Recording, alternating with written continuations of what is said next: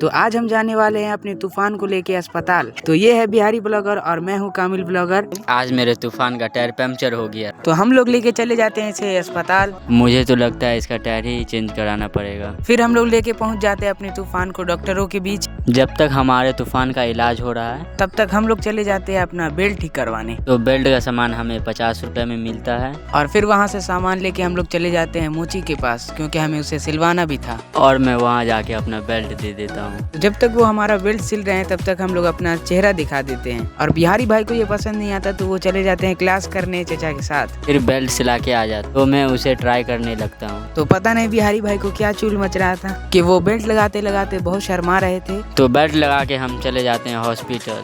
और हॉस्पिटल पहुंच के देखते हैं तो हमारे तूफान का इलाज चल रहा था। तो तूफान को छोड़ के हम लोग चल जाते हैं घूमने के लिए। तो फालतू में इधर उधर घूम के हम लोग चले जाते हैं वापस हॉस्पिटल, यानी कि साइकिल की दुकान पे। तो वहाँ पहुँचकर देखते हैं तो तूफान का एक पैर ही खुला रहता है। और बिहारी भाई कुछ देर अस्पताल में रह के खुद को डॉक्टर ही समझ रहे थे। बताइए तो कुछ।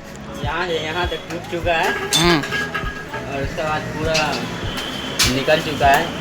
और फिर मैदान पहुंच के देखते हैं तो वहाँ ट्रक पे भी घास निकल चुका था। तो वहाँ पे पहुँच के हम लोग चल जाते हैं बास्केटबॉल खेल। और बिहारी भाई चले जाते हैं बास्केटबॉल खेलने और मैं कैमरा पकड़ के वीडियो बनाने लगता हूँ। तो मुझसे बड़ा खिलाड़ी कोई दुनिया में है ही नहीं। बस मुझे इसने कैमरा पकड़ा दिया था, वरना मैं बताता कि खिलाड़ी होता कौन। और वापस हॉस्पिटल पहुँच के वहाँ पता चलता है कि टायर में टाँका मरवाना पड़ेगा। तो टायर लेके हम लोग चले जाते हैं अस्पताल और फिर हमारा तूफान हो जाता है तैयार। और बिहारी भाई हम लोग को ले जाते हैं चाट खिलवाने। और चाट तो बहुत अच्छा होता है क्योंकि हराम का होता है, इसलिए I mean फ्री का। तो ये ब्लॉगर नहीं जेब कतरा है। और फिर हम लोग वापस निकल देते हैं अपने घर के लिए।